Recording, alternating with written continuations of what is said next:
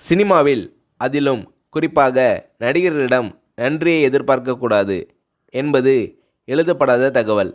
ஆனால் குறிஞ்சிப்பூ போல் நன்றி மறப்பது நன்றன்று என்ற எண்ணம் கொண்ட நடிகர்கள் வெகு சிலர் உண்டு. அதில் வடிவேலும் ஒருவர். ஏறிய ஏணியை எட்டி உதைக்கின்ற காலத்தில் தன் வாழ்வில் ஒளியேற்றிய ராஜ்கிரனுக்கு வடிவேலு அவர்கள் உதவி செய்ததாக ஒரு செய்தி உண்டு. அந்த உணர்வு எப்படி வந்தது?